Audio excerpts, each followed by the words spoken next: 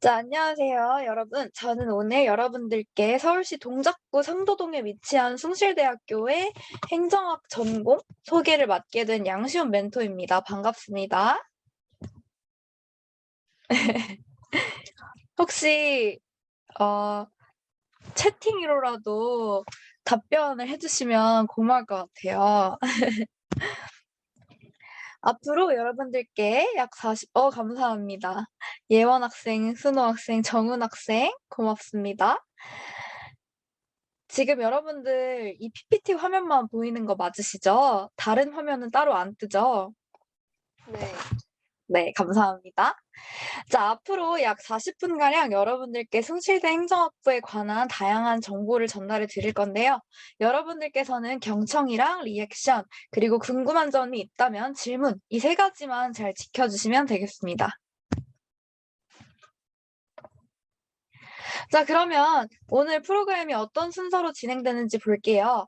여러분 앞에 있는 이 멘토는요, 어떤 사람인지, 또 행정이라는 과목은 대체 무엇인지, 숭실대 행정학부는 어떤 특별한 점이 있는지, 그리고 멘토가 어떻게 숭실대 행정학부에 입학하게 되었는지의 순서로 준비가 되어 있는데요.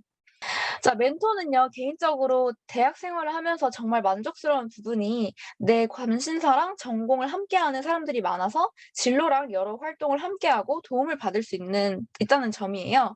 이렇게 초중고등학교 때랑은 좀 우리가 전혀 복불복으로 반 친구들이 편성이 되잖아요. 그거랑은 별개로 대학교에서는 나랑 같은 관심사를 가지고 나랑 비슷한 공부를 하는 친구들끼리 만나서 이제 다양한 활동을 할 수 있다 보니까 초중고등학교 때랑은 완전 다른 대학만의 특징이라고 생각을 합니다. 자, 그러면 이런 대학 생활 소개가 여러분들의 흥미를 조금이나마 돋구었길 바라면서 본격적으로 내용을 시작해 보겠습니다. 자, 챕터 1입니다. 멘토 소개를 드릴게요. 멘토는 2018년에 용인의 보정고등학교를 졸업을 했는데요. 용인의 보정고등학교는 일반 고등학교 인문계 인문계 학교입니다. 그리고 저는 문과를 졸업을 했고요. 학생부 종합전형으로 행정학부에 입학을 했어요. 학교마다 학생부 종합전형의 이름이 다르던데 우리 숭실대학교는 SSU 미래인재전형입니다. 그리고 저는 행정학과를 전공을 하면서 법학과를 현재 복수 전공 중이고요. 아까 말씀드렸듯이 신입생 예비대학이라고 저희가 2학년이 됐을 때 1학년 친구들을 도와주는 프로그램을 진행을 해요. 그래서 그 서포터즈 활동도 했었고요. 또 행정학부에서 주관하는 모의 갈등 조정 회의라는 게 있는데 행정학부에서 주관하는 게 아니라 한국행정연구원에서 주관하는 대회에 저희 학부가 참여를 해서 최우수상을 수상하기도 했고 현재는 4학년 1학기로 재학 중에 있습니다. 자, 멘토는요, 고등학교 시절에 원래 공무원이 되고 싶었어요. 혹시 우리 친구들 중에서도 공무원이 되고 싶으신 분들 계실까요? 맞네요. 동우 친구랑 고은이, 유진이 공무원. 그쵸. 사실 행정학부가 행정하니까 당연히 공무원과 연결을 지어서 생각할 수밖에 없는 것 같아요. 저도 마찬가지였거든요. 저도 그 고등학교 때 진로 쓰는 칸 있잖아요. 부모님이 원하시는 진로와 내가 원하시는 진로 쓰는 칸 있잖아요. 거기에 늘 공무원을 써왔었거든요.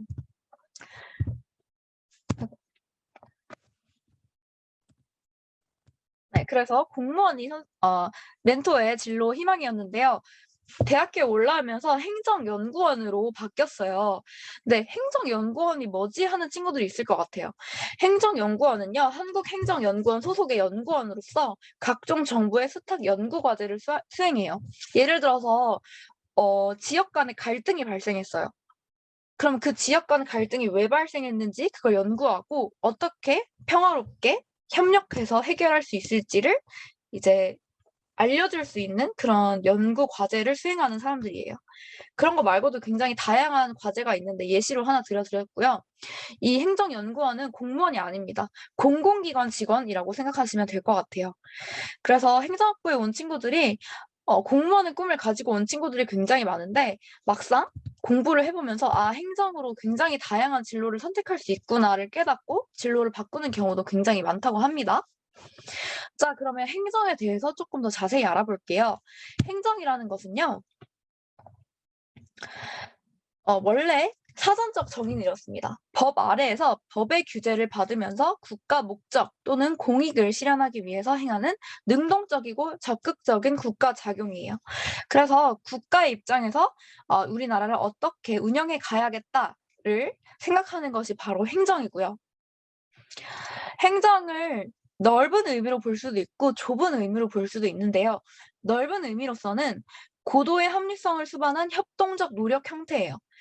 그러니까 반드시 작은 우리 정부의 내용만이 아니라 그냥 우리나라에서 일어나고 있는 모든 협동적인 형태를 다 행정이라고 할 수 있습니다. 그래서 정부뿐만 아니라 공공단체, 기업, 사기업도 포함해요. 그리고 민간단체, 이런 모든 조직들이 활동하는 것을 행정이라고 볼 수 있고요. 우리가 일반적으로 아는 행정은 좁은 의미죠. 행정부의 구조와 공무원의 활동, 그러니까 only 행정부만의 활동을 좁은 의미의 행정으로 볼 수 있습니다. 자, 그러면 요즘 현대에는 어떤 행정이 주를 이루고 있냐면 바로 거버넌스 행정이에요. 거버넌스 행정은요, 공공문제 해결을 위해서 공사 조직들, 그러니까 앞서 설명했던 협의회 행정은 정부만의 행정을 의미하잖아요. 그런데 그게 아니라 공조직이랑 사조직이 모두 연결되어서 네트워크를 관리하는 활동을 말합니다. 그래서 요즘 현대에서의 행정은 정부랑 민간을 엄격하게 구분하지 않아요. 그래서 공익을 위해서 정부도 열심히 일할 수 있지만 사기업들도 열심히 일할 수 있다라고 생각을 해주시면 되고요.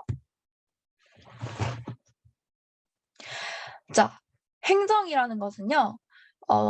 통합학문이자 융합학문이에요. 이게 좀 말이 어려울 수 있는데 행정은 사실 공무원의 활동이라고 보기에는 이제 너무 광범위해진 내용이 돼버렸어요. 아까 말씀드렸다시피 사기업도 들어와 있고 모든 조직들이 포함되는 내용이라고 했잖아요. 그래서 이제 사람들의 심리도 알아야 되고 이 사회가 어떻게 돌아가는지 이 사회 전반적인 구조도 알아야 되고 경제도 알아야 되고요. 또 법도 알아야 됩니다. 그래서 이런 모든 과목들을 합쳐서 통합학문이라고 하고요. 또 융합학문이라고도 합니다. 그런데 행정학과에 대한 오해가 있어요. 방금 말씀드렸던 통합학문과 융합학문을 생각해 보시면 될 것 같은데 행정학과 하면은 여러분들이 공무원이 많이 되고 싶다고 하셨잖아요. 그것처럼 공무원 양성학과다라는 이미지가 굉장히 강합니다. 근데 사실 이거는 잘못 알려진 사실이에요. 만약에 여러분들이 공무원이 되고 싶었으면 사실 행정학과에 굳이 안 와도 여러분들이 학원에 가서 공무원 시험을 준비할 수도 있는 거잖아요.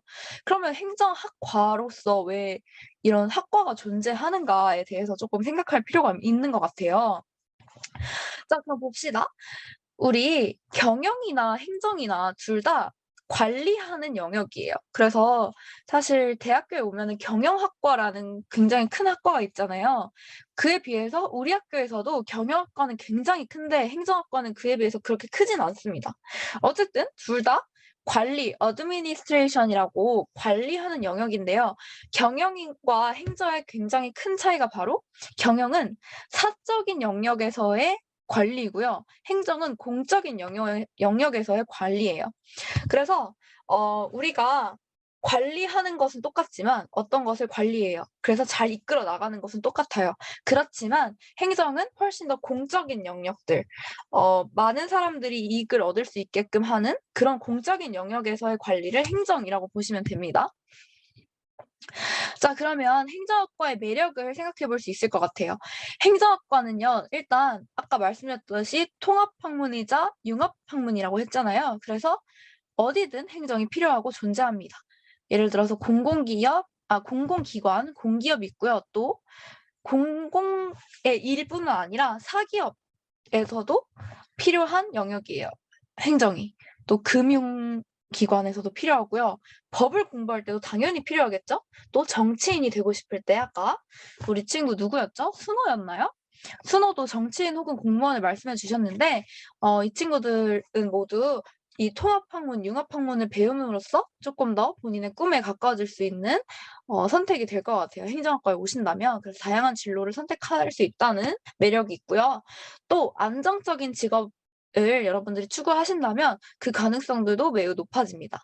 왜냐하면 어쨌든 행정은 공무원, 공공기관, 공기업에 굉장히 특화되어 있는 과목임이 맞기 때문에 이런 공무원 시험 필수 과목에 전공 과목이 포함되어 있어서 안정적인 직업인 공무원이 되고 싶을 때는 물론 도움이 될 수 있겠죠. 그래서 행정학을요, 반드시 공무원이 되고 싶은 친구만 와라 라고 말씀드리고 싶지 않고 평소에 사회나 시사 문제에 관심이 많다면 적극적으로 추천을 드려요. 왜냐하면 사회의 모든 조직 활동의 문제를 파악하고 관리하는 것이 행정이기 때문이죠. 말씀드렸다시피 계속 반복하고 있지만 이제 정부의 역할뿐만 아니라 정부와 사기업들, 그냥 전체적인 조직들이 어떻게 돌아가는지를 모두 관리하는 것을 행정이라고 보기 때문입니다. 그래서 또 안정적인 직업을 원하는 학생들, 뭐 공무원, 공공기관, 공기업에 가고 싶은 친구들도 물론 추천을 드립니다. 자, 그러면 행정에 대해서 조금 알아봤으니까 그렇다면 숭실대학교의 행정학부에는 어떤 차별점이 있는지, 어떤 특징이 있는지 한번 알아보도록 할게요. 숭실대학교 행정학부는요, 진리와 봉사라는 건학 이념을 가지고 있고요. 현대 국가의 공공부문에서 일할 수 있는 전문 행정인을 양성하는 데 목표를 둔 학과예요.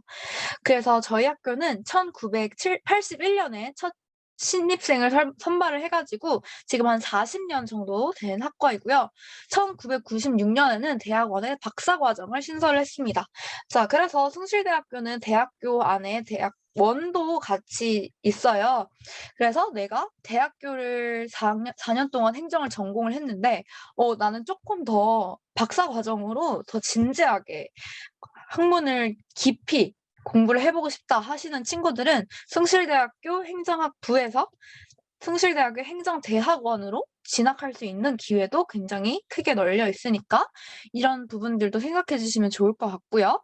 2000년이 되어서는 행정학 전공이랑 행정정보관리 전공으로 원래는 과였다가 학부로 전환이 됩니다. 근데 이게 조금 어려운 개념일 수 있는데요. 그냥 학과가 원래는 단일로 졸업장을 할 때 행정학과라고 떴었다면 이제는 우리가 어떤 수업을 4년 동안 들었느냐를 따져서 졸업장에 행정학 전공인지 아니면 행정정보관리 전공인지로 두 가지로 나뉘어서 졸업장에 쓰인다고 해요. 저도 아직은 졸업을 안 해서 확실히는 모르는데 전 아마 행정학 전공으로 그리고 복수 전공인 법학과 전공으로 이렇게 두 가지가 적힐 것 같습니다. 자, 행정학부의 과목에 대해서도 소개를 해드릴게요. 이거는 학교마다 다 다른데 숭실대학교 행정학부입니다.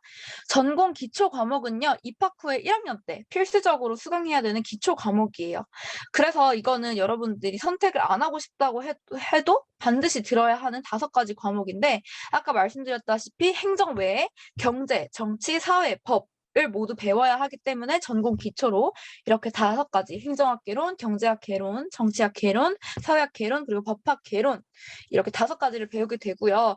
제가 1학년 때는 법학 개론이라는 이름을 가지고 있었는데 현재는 행정법 원론이라고 이름이 바뀌었다고 합니다. 개론이라서 여러분들 개론이 무슨 뜻인지 혹시 아시나요? 개론은요, 여러분들 어떤 거 공부할 때 개요 이런 거 배우시잖아요.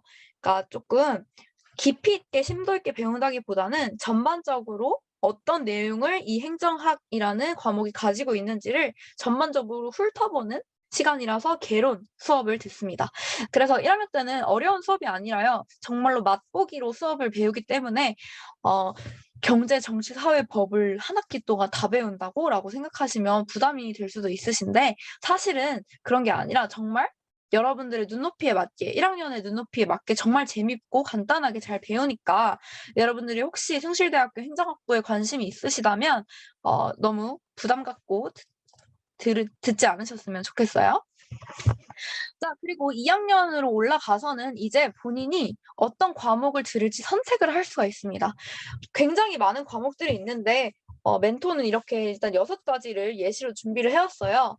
그래서 행정 조직론, 그래서 조직에 대해서 조금 심도 있게 배운다거나 재무행정론이라고 해서 재무, 돈 관리하는 행정이죠. 그래서 돈을 관리하는 영역인 재무행정론도 있었고요. 인사행정은 이제 기관에 공공기관이나 어떤 조직에 사람들을 어떻게 배치할 것인지 그걸 인사라고 하잖아요. 그런 것들을 배우고 정책 집행 및 관리로는 우리가 이제 정책을 만들어서 이걸 어떻게 집행하고 이 정책이 운영될 때 어떻게 계속해서 관리할 수 있을지를 배우는 과목입니다.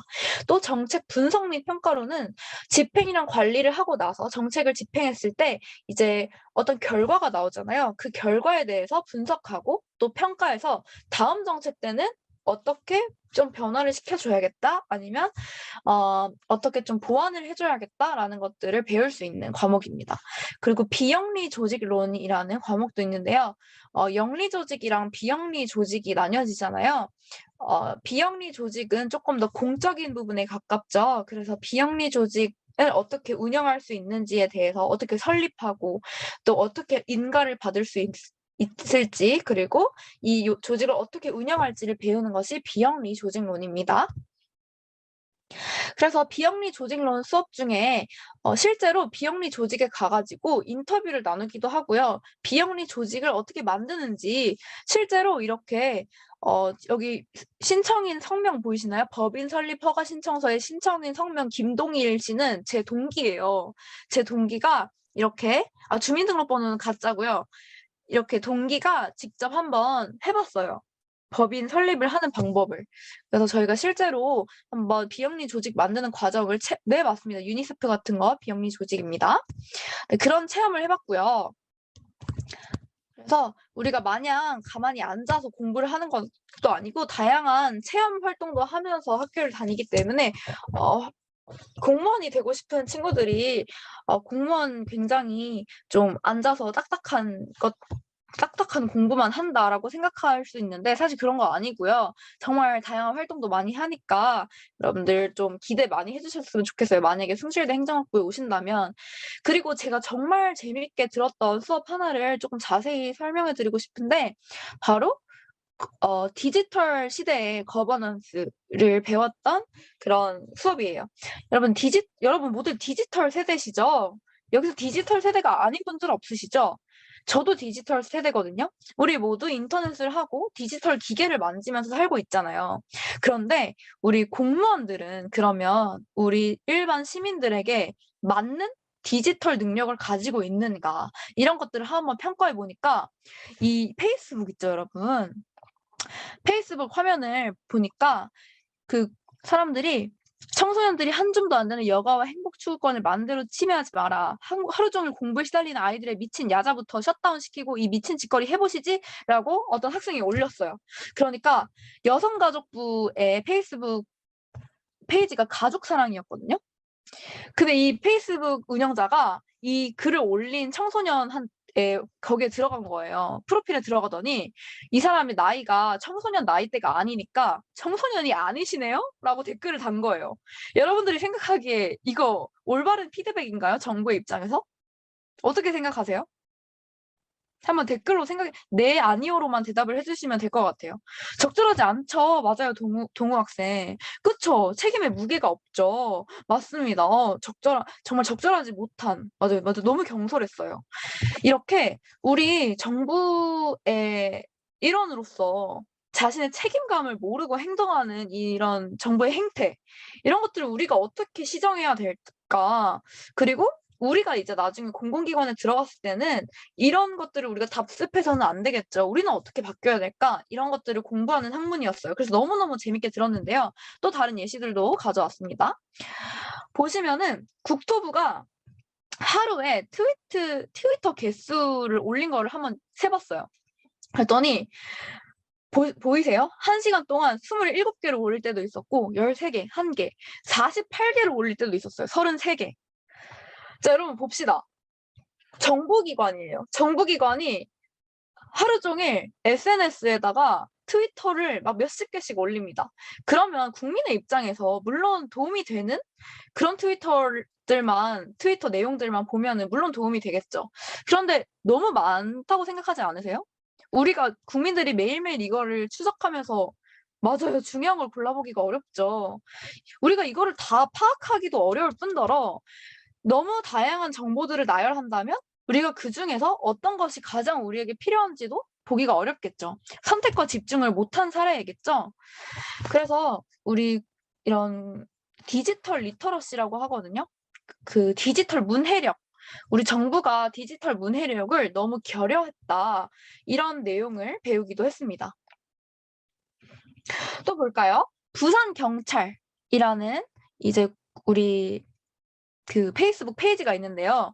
여기서 평소 일하던 북한대교 공사 현장에서 크레인 차량을 이용 스댕 재질 가루는 11개를 슬쩍한 남성을 검거해야겠습니다.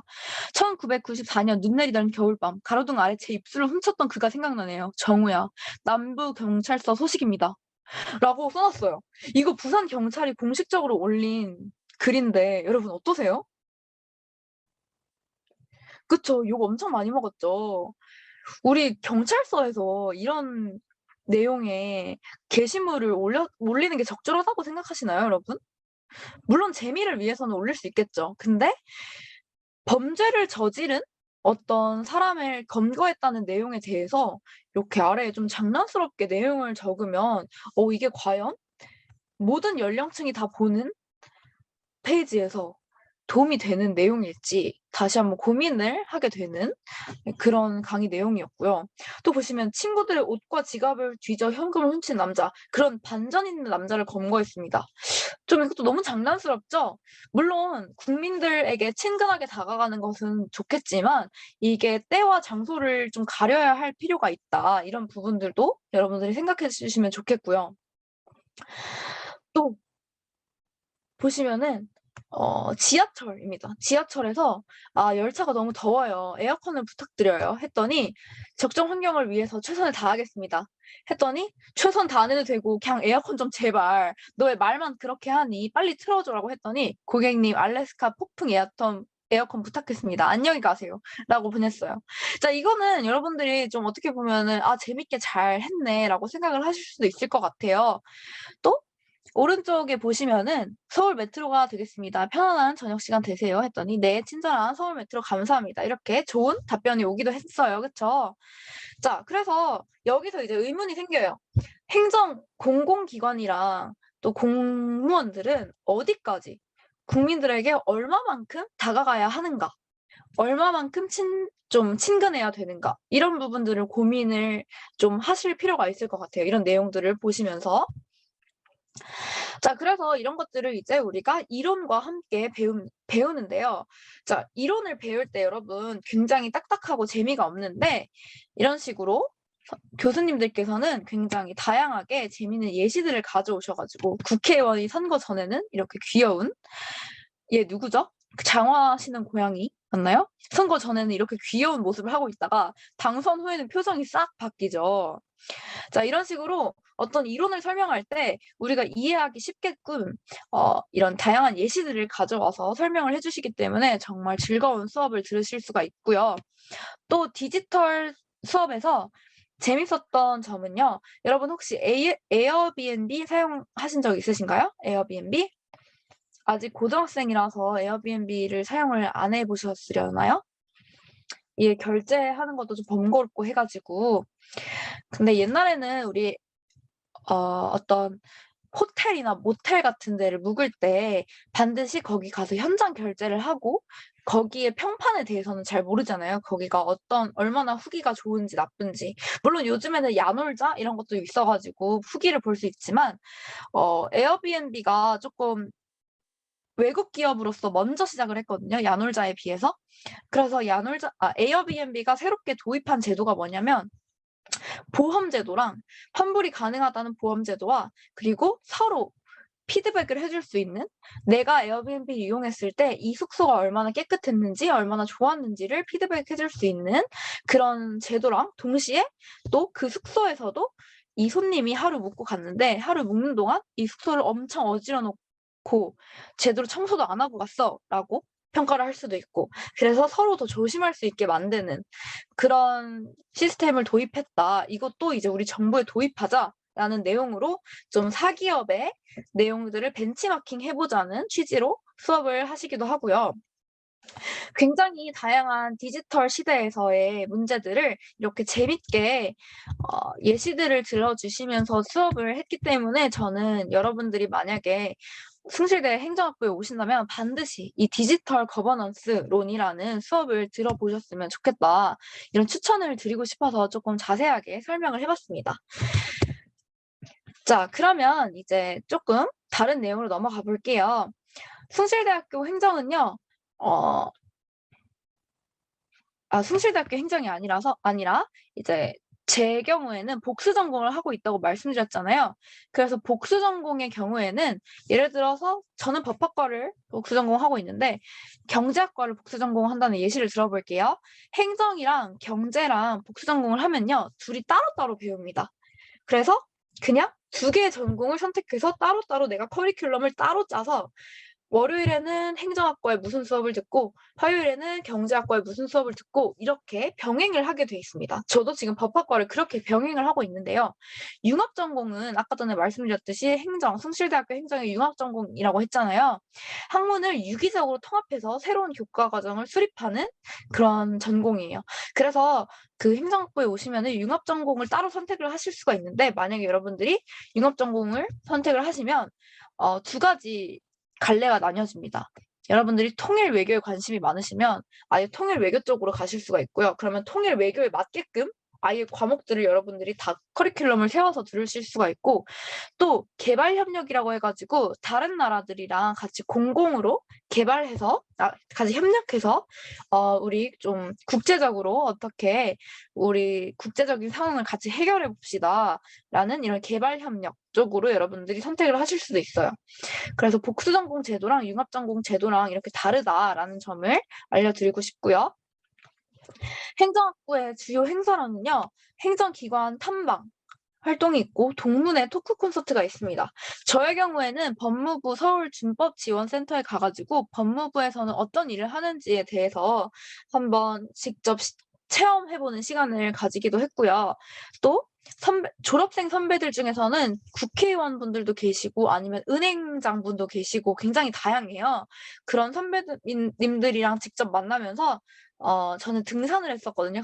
등산해서 같이 막걸리도 마시면서 학번이 굉장히 높으신 선배들이랑 좋은 시간 가지면서 행정에 대해서 얘기를 많이 나누기도 하고 앞으로 진로에 대해서도 도움을 많이 받기도 했습니다.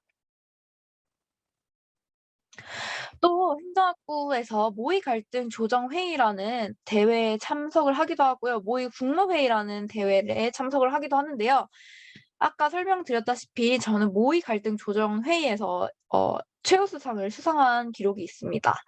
그래서 모의 국무회의를 먼저 설명하자면 이 모의 국무회의는 실제 진행 중이진 않지만은 내재되어 있는 큰 범위의 사회 문제를 소재로 분석 및 해결 방안을 모색한 다음에 여러분들이 직접 대본을 작성해서 모의 국무회의를 연출한 다음에 연기를 하는 대회예요.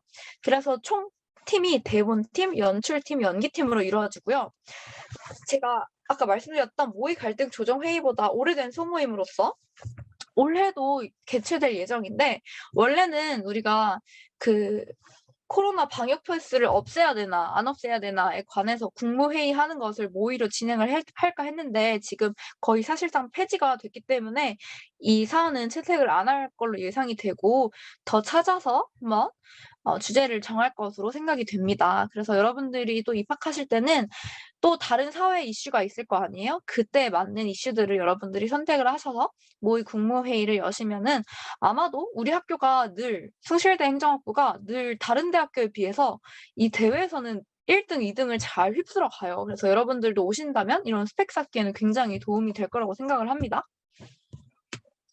그리고 제가 참여했었던 모의 정책 갈등 조정 회의는 그 공공 갈등을 우리가 어떻게 해결할 수 있을지를 역시 우리가 대본을 써서 연기를 하면서 하는 그런 대회입니다. 그래서 저의 경우에는 구로구랑 광명시가 철도 차량 기지를 구로구에서 광명시로 이동하려고 했었을 때 굉장히 마찰이 컸어요.